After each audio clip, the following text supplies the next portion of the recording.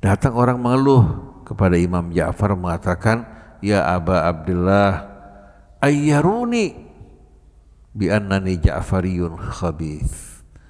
Mereka mencaci saya sebagai seorang Ja'fari, pengikut Imam Ja'far yang busuk. Imam Ja'far mengatakan, lasta minna, kamu bukan dari pengikut kami. Kalau kamu betul-betul pengikut kami, wanita-wanita dalam pingitan akan memuji kebaikan akhlak kamu. Engkau di satu tempat, maka kamu yang terbaik akhlaknya, itulah pengikut kami yang sebenarnya. Lalu beliau mengatakan, kunu lana zainan wala takunu lana syainan. Jadilah penghias kami dengan akhlak kalian, jangan merusak nama kami. Begitu juga banyak sekarang orang dari keturunan Rasul merusak nama Nabi kita Muhammad SAW. Sudah Allah berikan kemuliaan dari keturunan Rasul tapi tidak menghargainya, merusak nama Nabi kita dengan perbuatan-perbuatan dan ucapan-ucapannya.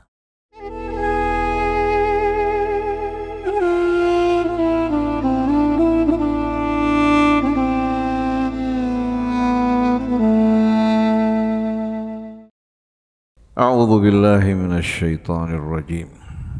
Bismillahirrahmanirrahim. Alhamdulillahi rabbil alamin. Hamdan katsiran tayyiban mubarakan fi kama yuhibbu rabbuna wa yarda. Allahumma salli wa sallim wa barik ala abdika wa rasulika sayyidina wa nabiyyina Muhammadin wa alihi wa sahbihi wa sallim.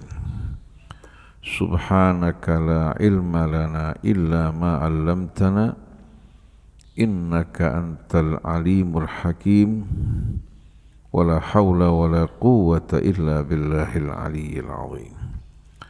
Allahumma atina min indika rahmah وعلمنا من لدنك علما نافعا وانفعنا بما علمتنا ربنا زدنا علما وألحقنا بالصالحين. السلام عليك يا رسول الله.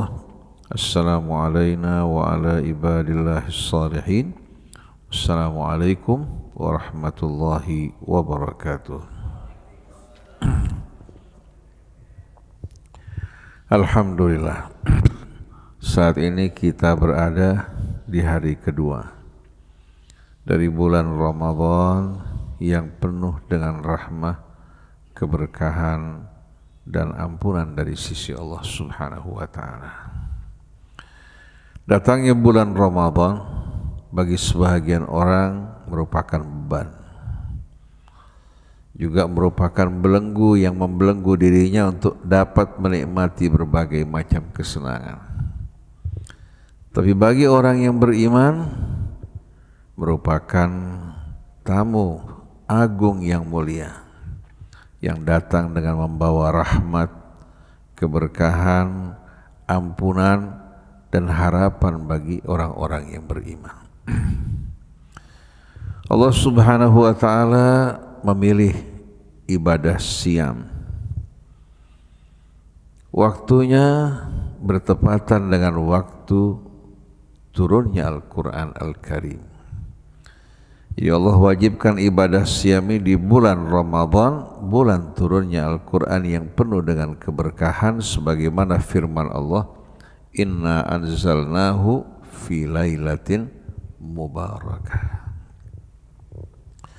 Sebagaimana kita semua tahu, bulan Ramadan sebelum Nabi diutus merupakan bulan biasa, tidak memiliki makna yang khusus.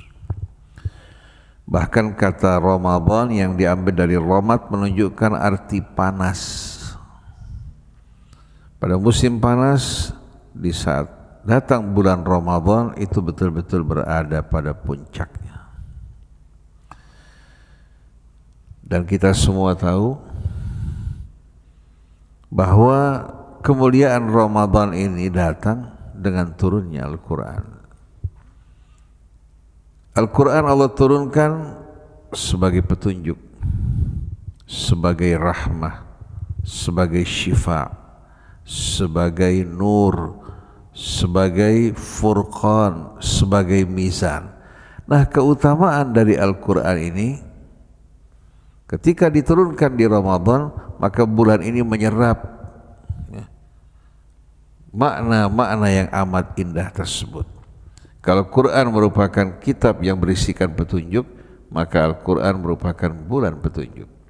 Kalau Al-Quran merupakan rahmah, maka Ramadan merupakan bulan rahmah. Kalau Al-Quran merupakan nur, maka Ramadan yang merupakan bulan nur. Kalau Quran merupakan syifa, maka Ramadan juga merupakan bulan syifa. Allah Subhanahu wa ta'ala namakan Jibril dengan Ruhul Amin karena Al-Quran Al-Karim diantaranya yang merupakan ruh yang menghidupkan jiwa orang yang beriman. Allah berfirman di dalam surah Asy-Syura pada ayat-ayat terakhir, wa kadzalika auhayna ilaika ruhan min amrina. Demikianlah kami wahyukan kepadamu wahai Rasulullah ruh min amrina. Kata amrina ini mencakup makna yang amat dalam, di mana ruh ini yang menghidupkan jiwa yang beriman merupakan apa? Merupakan ruh yang datang langsung dari sisi Allah Subhanahu wa ta'ala. Kalau ruh yang membawa kehidupan jiwa-jiwa manusia, maka tanpa ruh jiwa tersebut akan mati. Begitu pula orang yang beriman, tanpa Al-Quran yang lain tidak akan dapat menggantikannya. Sampai Imam Ali mengatakan laisa ba'dal Qur'ani min faqah wa qablahu laisa min ghinan. Orang kalau sudah bersama Al-Quran dia tidak butuh kepada yang lain. Tapi tanpa Al-Quran, bagaimanapun banyak pengetahuan yang berasal dari sumber yang lain tidak akan mencukupi dirinya. Quran merupakan kitab yang betul-betul membawa penerangan, membawa petunjuk, membawa juga rahmat, membawa juga kesembuhan.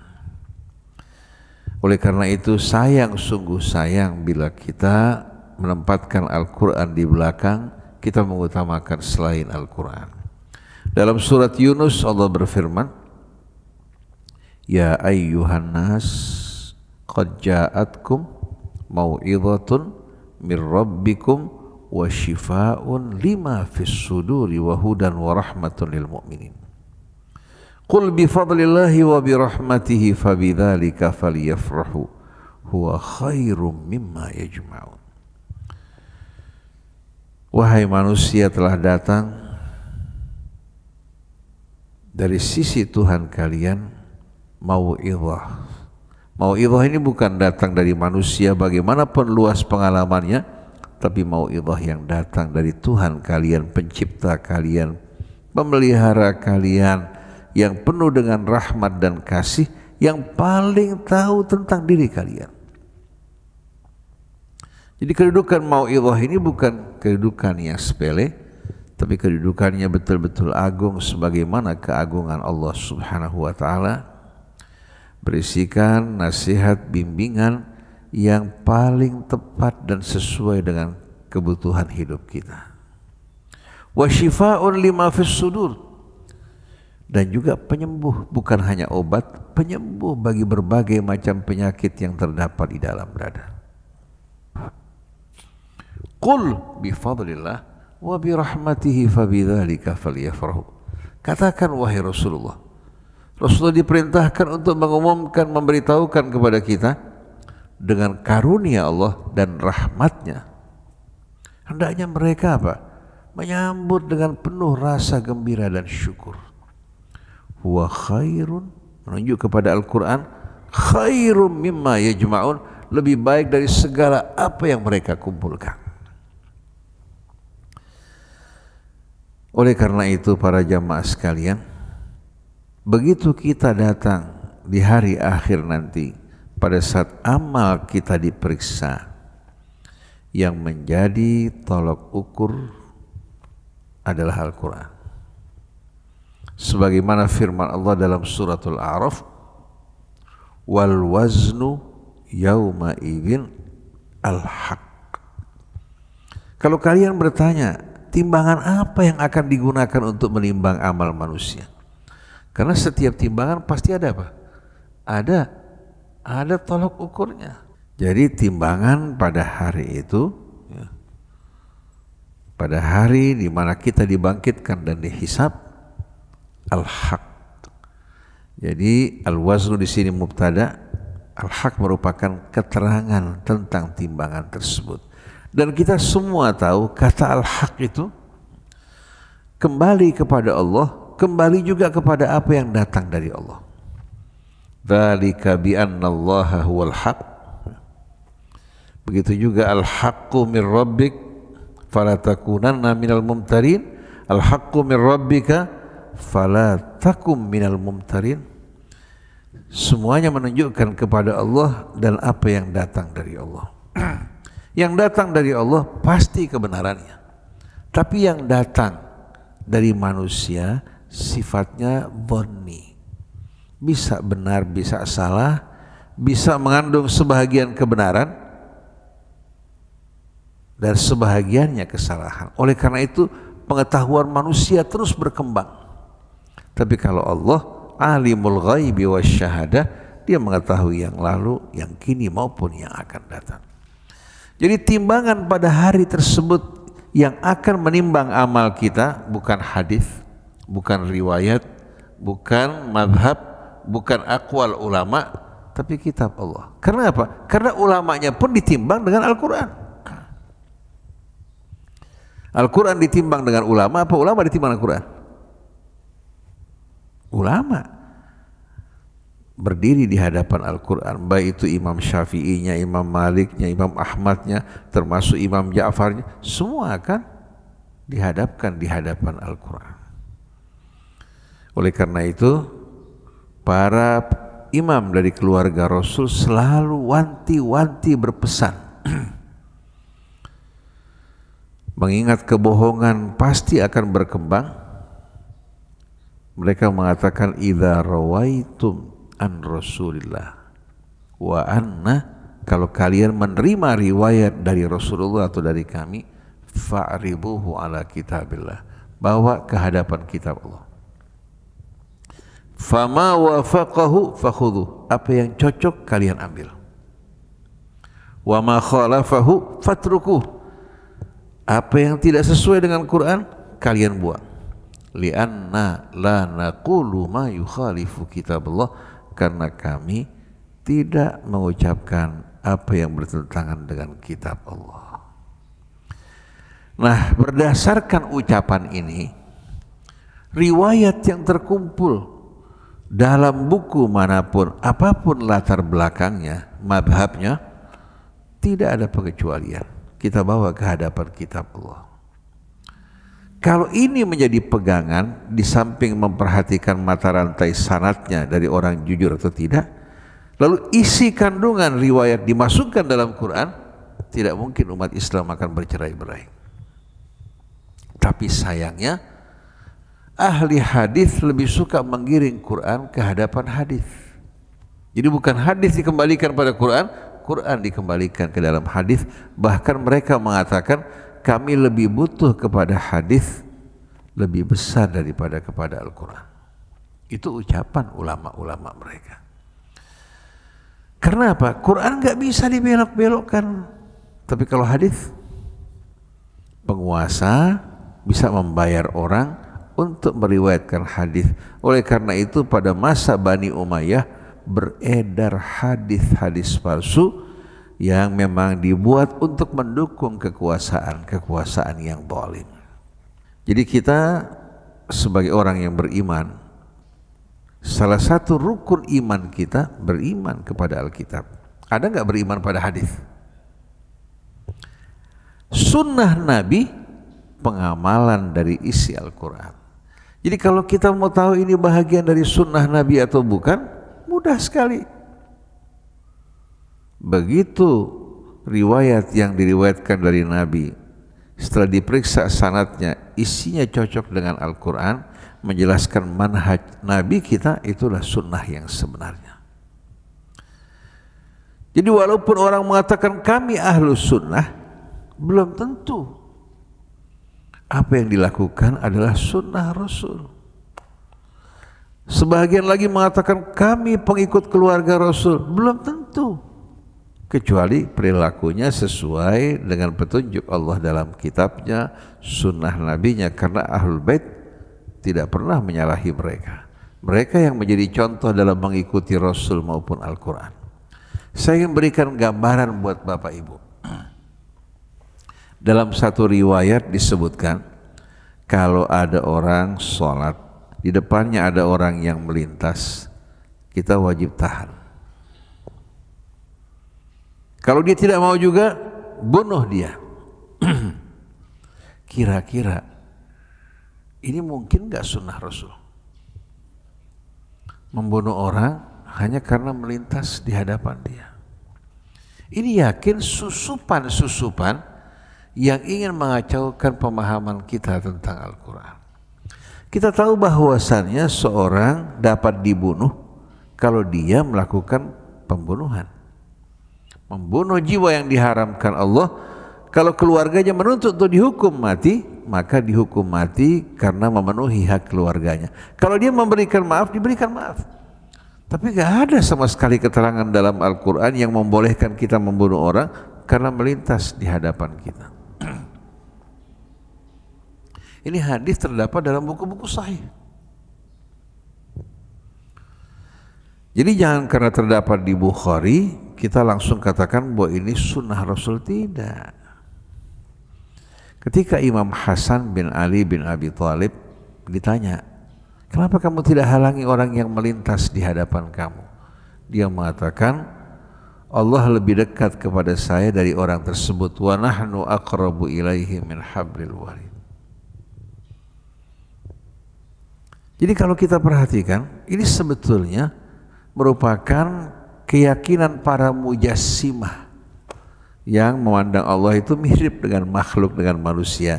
Karena orang liwat di hadapan kita, Allah terhalang dari kita. Cuma memang menghormati orang yang sholat, tidak melintas di dalamnya, itu adab yang diajarkan. Tapi memerintahkan membunuh orang yang melintas di hadapan kita, kalau ini diamalkan, apa jadinya umat Islam?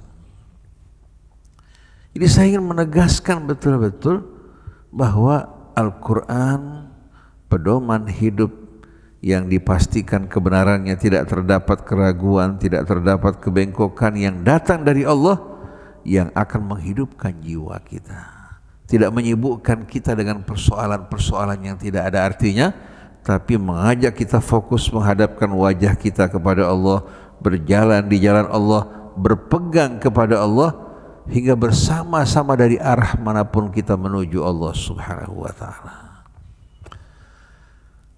Wa kadzalika auhayna ilaika ruhan min amrina, demikianlah kami telah mewahyukan kepadamu ruh dari sisi kami, yang berisikan petunjuk kami, bukan petunjuk manusia, petunjuk-petunjuk yang datang langsung dari Allah, yang sesuai dengan kebutuhan jiwa kita, kebutuhan hidup kita, yang akan menjaga keseimbangan antara kita dengan sesama manusia, bahkan keseimbangan dengan alam semesta.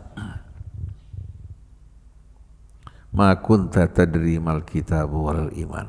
Sebelum Allah turunkan Al-Quran, Nabi tidak mengenal apa itu Alkitab, membaca pun tidak bisa membaca. Walal iman, dan tidak memahami tuntunan keimanan sebagaimana dalam Al-Quran. Beliau beriman kepada Allah, tidak mempersekutukan Allah, tapi keterangan-keterangan mengenai keimanan seperti yang terdapat dalam Al-Quran, Nabi tidak mengetahui sebelumnya. Beliau mengikuti petunjuk Allah berdasarkan sisa ajaran Ibrahim. Beliau tidak pernah mempersekutukan Allah. Tapi setelah Al-Quran, Nabi yang tadinya lebih banyak mengasingkan diri di Gua Hira karena beliau jemu jijik terhadap perbuatan kaumnya, tidak tahu apa yang harus dilakukan terhadap mereka, begitu turun Al-Quran, Nabi dengan Al-Quran mengeluarkan mereka dari kegelapan menuju kehidupan yang terang benderang. ma kunta tadri mal kitabu walal iman walakin ja'alnahu nuran nahdi bihi man nasya'u min ibadina. Tapi kami jadikan Quran ini nur yang amat berharga. Kami hanya akan membimbing dengan Al-Quran siapa yang kami kehendaki dari hamba kami. Enggak setiap orang. Hanya orang-orang khusus ya, yang mendapatkan hak istimewa menerima hidayah Al-Quran. Siapa? Yang hatinya mau terbuka menerima kebenaran dan mau mengikuti keridhaan Allah. Adapun yang sombong, yang angkuh, yang bangga diri, orang seperti ini diharamkan dari hidayah Al-Quran. Dengarkan firman Allah dalam surah Al-Isra. Wa idza qara'tal Qur'an. Dan ketika kamu membaca Al-Quran, wahai Rasulullah, ja'alna bainaka wa bainal ladzina la yu'minuna bil akhirati hijaban mastura. Kami jadikan antara kamu dan orang yang tidak beriman kepada hari akhirat hidup hanya untuk dunia, bersenang-senang, berfoya-foya, mengikuti hawa nafsunya, tidak beriman kepada hari akhirat. Kami jadikan antara kamu wahai Rasulullah dan orang yang tidak beriman kepada hari akhirat hijab yang tertutup dan tersembunyi. Karena kalau hijabnya jelas, mereka bisa singkirkan. Ada hijab yang tersembunyi yang menjadi penghalang antara Rasul yang membaca Al-Quran dengan mereka yang tidak beriman kepada hari akhirat. Wa ja'alna ala qulubihim akinnah. Kami letakkan di hati mereka akinnah. Akinnah ini jamak, tutup hijab yang menutupi hati mereka. Hijab ini hawa nafsunya, kesombongannya, kecintaannya pada dunia. Wa ja'alna ala qulubihim akinnatan ay yafqahu, hingga mereka tidak dapat memahami Al-Quran. Wa fi adhanihim waqra, ditambah lagi pada telinganya terdapat sumbat. Wa idza dzakarta rabbaka fil qur'ani wahdahu wallau ala adbarihim nufura.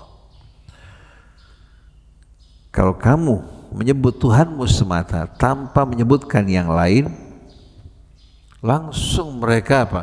Dengan jijik jemu berpaling daripadanya. Mereka suka kalau disebutkan ahlud dunia, tokoh-tokoh terkemuka yang menjadi pujaan, itu yang mereka inginkan.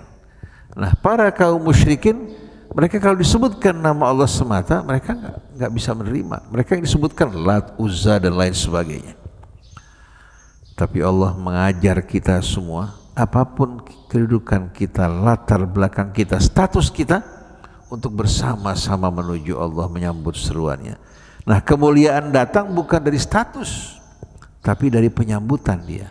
Begitu dia mau menyambut, mengikuti petunjuk Allah, terangkat derajatnya seperti Bilal, seperti Salman.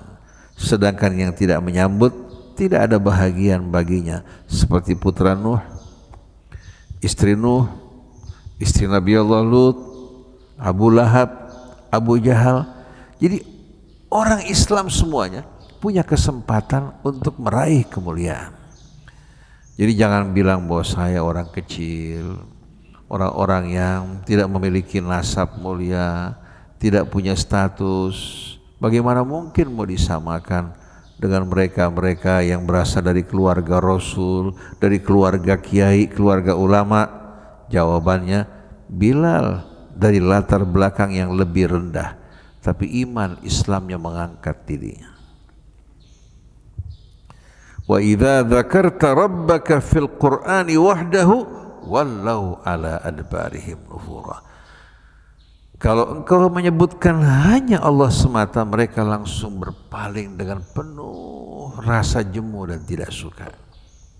Dalam surat Az-Zumar terdapat ayat yang mirip. Wa idza dzukirallahu wahdahu shma'azzat qulubul ladzina la yu'minuna bil akhirah. Kalau disebutkan nama Allah, orang yang tidak beriman kepada hari akhirat langsung merasa jijik. Ishma'azza, yashma'izzu itu jijik. Tapi wa idza dzukiral ladzina min dunihi idzahum yastabsyirun, kalau disebutkan nama-nama selain Allah, mereka sambut dengan gembira. Nah, orang yang beriman dimanapun dia berada, Hatinya akan gembira kalau disebutkan nama Allah. Di majelis-majelis, di mana-mana tempat, di pertemuan-pertemuan kecil atau besar, majelis yang tidak disebutkan nama Allah, majelis yang hina. Tapi majelis yang selalu dibesarkan dan disebutkan nama Allah, dan orang yang hadir merasa bergembira, bahagia, itulah orang-orang yang beriman. Oleh karena itu pemujaan terhadap makhluk itu merupakan betul-betul perbudakan. Tapi pemujaan terhadap Allah, kemudian penghargaan, penghormatan kepada sesama makhluk Allah karena Allah, itu yang diajarkan oleh Islam. Bukan pemujaan terhadap makhluk yang memalingkan kita dari Allah Subhanahu wa ta'ala. Kalau kita membaca doa-doa dari Ahlul Bait ya, isinya pujian kepada Allah, ratapan, rintihan, semua betul-betul ditujukan kepada Allah Subhanahu wa ta'ala. Jauh dari kesombongan, dari kebanggaan, sampai Imam Ali mengatakan, ya Allah, seandainya Engkau tempatkan aku dalam api neraka, aku akan menjerit, melolong di tengah-tengah penghuninya. Bayangkan, dia sedikit pun tidak ada kesombongan. Dia merasa dirinya sebagai seorang yang paling berdosa. Padahal dia merupakan sepupu Rasul, mantu Rasul, berjuang ya, berhadapan dengan kaum musyrikin, tidur di tempat tidur Rasul ketika Rasulullah hijrah. Tapi mana ada kesombongan? Sedikit pun tidak ada. Tapi yang heran, kenapa orang-orang sekarang ini punya kebanggaan, kesombongan yang berlebihan. Jadi orang yang mengikuti keluarga Rasul yang sejati, yang mengikuti akhlak mereka, yang mengikuti sunnah Rasul, orang yang berjalan di atas manhaj Nabi yang begitu indah, penuh dengan rahmat. Kan Allah bilang, wa ma arsalnaka illa rahmatan lil alamin. Tapi kalau orang mengaku sebagai ahlus sunnah, mengkafirkan sana, mengkafirkan sini, menumpahkan darah, penuh kebencian terhadap orang yang beriman karena merasa golongannya berbeda, tidak mau menegur, jelas-jelasan bukan sunnah Rasul, sunnah syaitan. Jadi gampang sekali orang menamakan dirinya sebagai pengikut sunnah Rasul. Begitu juga pengikut keluarga Rasul. Tapi tidak mirip dengan Rasul, tidak mirip dengan keluarga Rasulnya. Tahu tidak ketika Imam Ali membaca firman Allah, Inna awlan nasi bi Ibrahim lalladzina taba'u wa hadzan nabi walladzina amanu wallahu waliyul mu'minin. Sesungguhnya orang yang paling berhak mengaku sebagai pengikut Ibrahim yang mengikuti jalan hidup beliau, hanifan muslimah. Wa hadzan nabi, dan nabi kita Muhammad sallallahu alaihi wasallam adalah pengikut Ibrahim. Walladzina amanu, dan orang-orang yang beriman. Wallahu waliyul mu'minin, sungguh Allah walinya orang yang beriman. Jadi Allah ini bukan walinya golongan manapun, tapi walinya orang yang beriman. Ketika sampai ayat ini, Imam Ali mengatakan apa? Inna waliya Muhammadin sallallahu alaihi wa alihi wasallam man ata'ahu walau kana abdan habasyiya. Walinya Nabi Muhammad yang mengikutinya, mentaatinya, walaupun seorang budak dari Habasyah. Wa inna aduwa Muhammadin sallallahu alaihi wa alihi wasallam man asah walau kana sayyidan Quraisy. Sedangkan musuh Nabi Muhammad yang menentang jalannya, yang memilih jalan hidup yang lain walaupun dia seorang pemuka Quraisy. Kemudian beliau melanjutkan, man batta'a bihi amaluh lam yusri fihi nasabuh. Lam yusri bihi nasabuh. Orang yang diperlambat oleh amalnya tidak mungkin dipercepat oleh nasabnya. Keadilan Allah, Allah subhanahu wa ta'ala buka jalan untuk perlombaan. Man sya'a fal yu'min wa man sya'a fal yakfur. Begitu juga fastabiqul khairat. Jadi kalau seandainya antum di depan, walaupun katakan bukan anak kiai, bukan keturunan Rasul, keturunan Rasul yang di belakang tidak dapat dipercepat dengan nasabnya. Ini yang harus betul-betul kita fahami sebagaimana keterangan Al-Quran. Ketika satu hari seorang datang mengeluh kepada Imam Ja'far As-Shadiq. Ja'far As-Shadiq ini Ja'far bin Muhammad bin Ali bin Husain bin Ali bin Abi Thalib. Termasuk salah satu imam yang menjadi guru Imam Abu Hanifah, menjadi gurunya Imam Malik, ya. Arti orang yang disepakati sebagai seorang yang menjadi rujukan dari keluarga Rasul. Dan beliau tinggal di Madinah. Imam Malik bilang, setiap kali saya datang berkunjung kepada Abu Abdullah Imam Ja'far, selalu beliau sedang membaca Al-Quran. Datang orang mengeluh kepada Imam Ja'far mengatakan, ya Aba Abdullah, ayyaruni bi annani Ja'fariyun khabith. Mereka mencaci saya sebagai seorang Ja'fari, pengikut Imam Ja'far yang busuk. Imam Ja'far mengatakan, lasta minna, kamu bukan dari pengikut kami.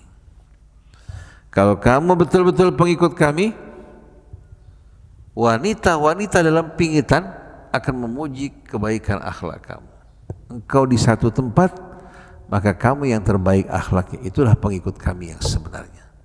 Lalu beliau mengatakan, kunu lana zainan wala takunu lana syainan. Jadilah penghias kami dengan akhlak kalian, jangan merusak nama kami. Begitu juga banyak sekarang orang dari keturunan Rasul merusak nama Nabi kita Muhammad SAW. Sudah Allah berikan kemuliaan dari keturunan Rasul tapi tidak menghargainya, merusak nama Nabi kita dengan perbuatan-perbuatan dan ucapan-ucapannya. Walakin ja'alnahu nuran nahdi bihi man nasya'u min ibadina. Kami jadikan Quran sebagai nur dan kami berikan petunjuk dengan nur ini siapa-siapa yang kami kehendaki dari hamba kami. Lalu kalau kita membaca suratul Maidah, ya, yang menjelaskan pada kita siapa yang akan menerima nur tadi. Qad ja'akum minallahi nurun wa kitabum mubin. Telah datang kepada kalian dari Allah nur dan kitab yang memberikan penjelasan yang sejelas-jelasnya. Nah, perhatikan, yahdi bihillah manittaba'a ridwana. Allah akan berikan bimbingan dengan Quran ini siapa-siapa yang mau mengikuti keridhaan Allah. Kemudian wa yukhrijuhum minadh-dhulumati ilan nur. Allah akan keluarkan mereka dari kegelapan menuju cahaya. Wa yahdihim ila siratim mustaqim. Dan Allah akan bimbing mereka ke jalan yang lurus. Berarti dalam memberikan hidayah Allah tidak pilih kasih. Siapa saja yang mau ikut keridhaan Allah, Allah akan berikan hidayah. Jadi walakin ja'alnahu nuran nahdi bihi man nasya'u min ibadina wa innaka latahdi ila siratim mustaqim. Yakinlah kamu wahai Rasulullah, kamu benar-benar dengan Quran ini memberikan petunjuk ke jalan yang lurus. Lalu Allah jelaskan, siratil ladzi lahu ma fis samawati wa ma fil ard. Sirat mustaqim ini bukan sembarang sirat, tapi jalan Allah yang kepunyaannya seluruh kerajaan langit dan bumi. Jadi kalau kita ikuti jalannya, jalan penguasa langit dan bumi, apa yang kita akan dapat? Ala ilallahi tasirul umur, ketahuilah kepada Allah lah seluruh urusan dikembalikan. Mereka-mereka yang merusak di dunia ini, yang melakukan kejahatan, merusak bangsa negara, banyak orang, kenapa Allah nggak hukum mereka? Jawabannya, sengaja Allah biarkan mereka merusak. Karena umatnya juga buta, membiarkan kerusakan, bahkan mereka yang mendukung kerusakan. Kita ingin tanya, para pemimpin naik tangga sendiri apa didukung oleh rakyat? Mereka didukung oleh rakyat. Jadi semua kerusakan rakyat juga ikut merasakan akibatnya. Itulah pilihan mereka. Nah, para pemimpin yang merusak, Allah biarkan mereka merusak agar kejahatan mereka bertambah, liyazdadu itsma, bertambah kejahatan mereka hingga akhirnya akan membawa mereka terjerumus ke dalam jurang api neraka paling dalam. Sekarang mereka tertawa, berapa hari mereka tertawa, tapi mereka akan menangis menjerit, berharap mereka dikembalikan menjadi tanah liat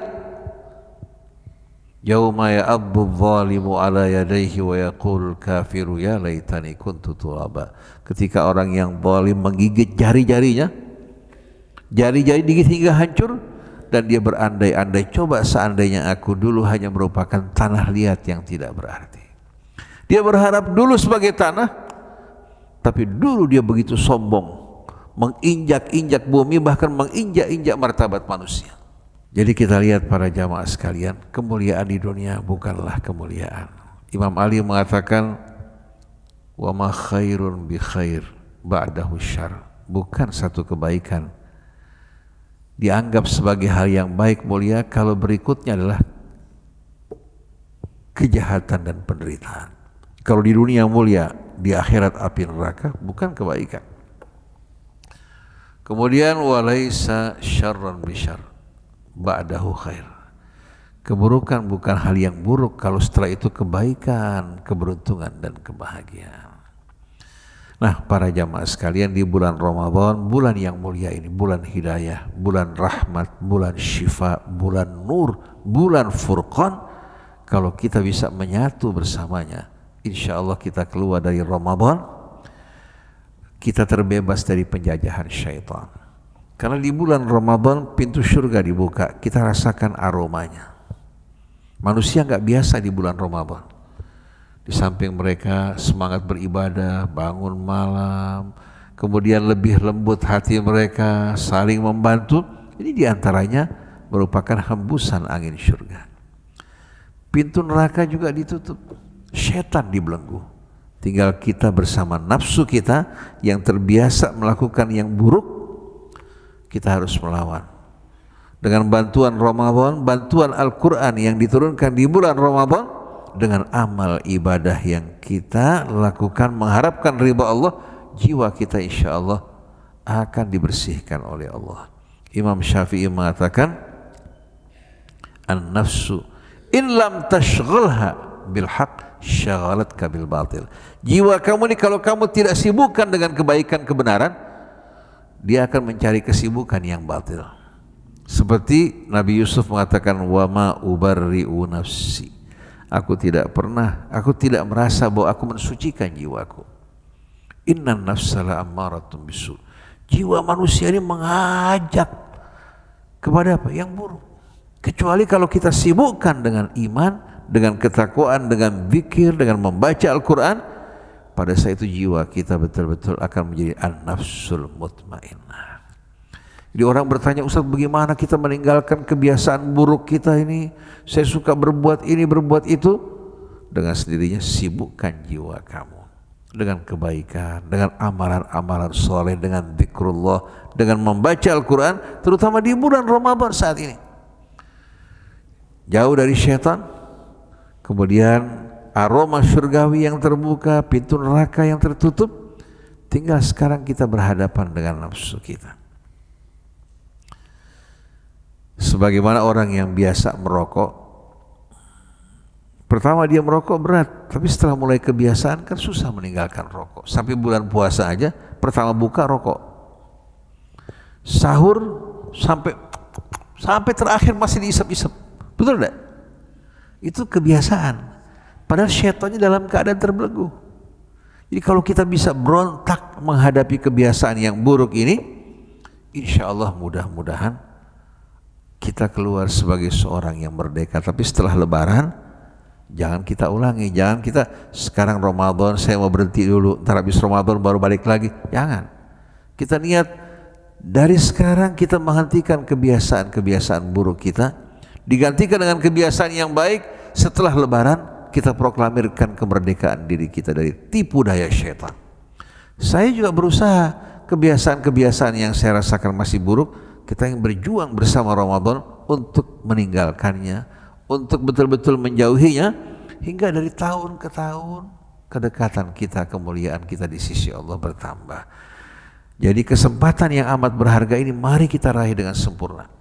Baca Al-Quran, resapi, sholat juga resapi, dan jangan kurang-kurang berselawat kepada Nabi kita Muhammad SAW. Sebagai penutup, kita kan tahu bahwa sholat itu komunikasi antara kita dengan Allah langsung. Sebanyak 5 kali Allah mengundang kita. Selebihnya kalau kita mau menambahkan kedekatan kita kepada Allah, kita akan menjadi orang yang lebih dicintai Allah. Sebagaimana hadis yang berbunyi, "Ma taqarraba ilayya 'abdun bi syai'in ahabba ilayya mimma aftaradtuhu alaihi."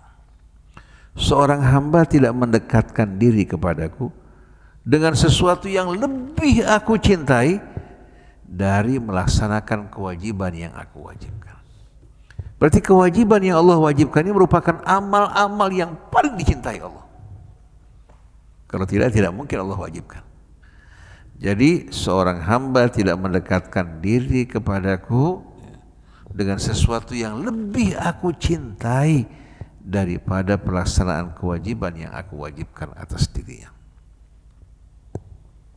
Wala yazalu abdi yataqarrabu ilayya bin nawafil. Dan hambaku ini terus mendekatkan diri kepadaku bukan hanya dengan yang wajib, tapi dengan amalan-amalan nawafil, dengan amalan-amalan yang sifatnya mustahab. Hatta uhibbahu, hingga aku cinta padanya. Fa idza ahbabtuhu, begitu aku jatuh cinta padanya, kuntu basarahu alladhi yubsiru bih, aku akan menjadi pandangan yang digunakan untuk memandang. Jadi bukan lagi pandangan yang palsu yang dipengaruhi syaitan, tapi Allah yang akan menjadi cahaya yang menerangi pandangannya. Wa sam'ahu alladhi yasma'u bih, dan pendengaran yang digunakan untuk mendengar, mendapatkan pengarahan dan taufik dari Allah. Wa yadahu allati yabtishu biha, dan tangan yang digunakan untuk bekerja berjuang. Maksudnya Allah berkahi kedua tangannya. Oleh karena itu banyak dokter-dokter yang bukan spesialis, tapi subhanallah pasiennya selalu merasakan apa? Dengan obat yang diberikan penyakitnya sembuh. Dia pergi ke spesialis tidak merasakan hal yang sama. Biayanya murah, 10.000 dokter semua obat, atau 15.000 dokter semua obat. Pasien ini bisa sampai ratusan. Padahal dokter biasa, kenapa? Allah berkahi tangannya. Ada orang subhanallah buat sesuatu sederhana, tapi karena keberkahan yang Allah tuangkan berkembang dengan pesat. Wa yadahu allati yabtishu biha. Wala in sa'alani la'utiyannah. Kalau dia minta padaku, aku akan kabulkan permintaannya. Wala in ista'adza bi la'uidannah. Kalau dia berlindung kepadaku, aku akan lindungi dirinya. Jadi kita melaksanakan apa yang Allah wajibkan ini merupakan pelaksanaan terhadap apa yang Allah paling cintai. Kemudian tambahkan dengan amalan-amalan sunnah atau mustahab, ya. Kemudian kita membaca sesuatu yang paling dicintai Allah adalah Al-Quran. Innal ladzina yatluna kitaballah wa aqamus shalah wa anfaqu mimma razaqnahum sirran wa alaniyah yarjuna tijaratan lan tabur. Salat, membaca Al-Quran itu merupakan komunikasi kita dengan Allah. Salat kita berbicara pada Allah, Al-Quran Allah berbicara kepada kita. Kemudian selawat kepada Nabi. Selawat kepada Nabi ini selawat yang manfaatnya kembali kepada kita, bukan untuk Rasul. Karena Allah berfirman, innallaha wa malaikatahu yusalluna 'alan nabi. Allah bersama malaikatnya berselawat untuk nabinya, melimpahkan selawatnya, malaikat berselawat untuk Rasulnya hingga menjadi sebutan di tengah-tengah penduduk langit. Lalu Allah ajak kita berselawat, mengerjakan amal yang dikerjakan para malaikat. Ya ayyuhalladzina amanu sallu alaihi wa sallimu taslima, menunjukkan betapa besarnya berselawat kepada Rasul. Begitu kita berselawat untuk Rasul sekali, Allah malaikatnya melimpahkan 10 selawat. Berselawat untuk keluarga nabinya sekali, keluarga kita mendapatkan 10 selawat. Dengan selawat yang kita baca, hati kita semakin dekat dengan Rasul. Dan Allah subhanahu wa ta'ala akan keluarkan kita dari kegelapan menuju kehidupan yang terang benderang. Dulu ulama Saudi rata-rata jarang kita dengarkan selawat atau menganjurkan orang berselawat. Malah sebagian mereka mengatakan mengangkat selawat dengan suara tinggi di masjid bid'ah. Sekarang bahkan saya dengar langsung dari Al-Uraifi, Uraif itu tokoh terkemuka dari ulama Saudi Arabia. Dia mengatakan kalau kamu sedang sempit berduka, sholli ala Nabi. Kita lihat betul-betul dan bagaimana mereka merasakan indahnya selawat. Selawat ini melembutkan hati. Karena kalau kecintaan pada Allah, kecintaan kepada kitabnya, berselawat pada Nabi, hati kita lembut. Tapi jangan jual beli selawat. Jangan jual beli selawat-selawat dijual belikan tapi tidak diresapi. Selawatnya tinggi bahkan air matanya bercucuran pada saat berselawat, tapi makin jauh dari Rasulullah SAW. Kita ingin berselawat pada Rasul, menambahkan kecintaan kita kepada Rasulullah SAW, memudahkan kita untuk berkumpul bergabung bersama beliau dalam mengikuti sunnahnya. Subhanakallahumma bihamdik, asyhadu an la ilaha illa anta, astaghfiruka wa atubu ilaik, wal afu minkum, wassalamualaikum warahmatullahi wabarakatuh.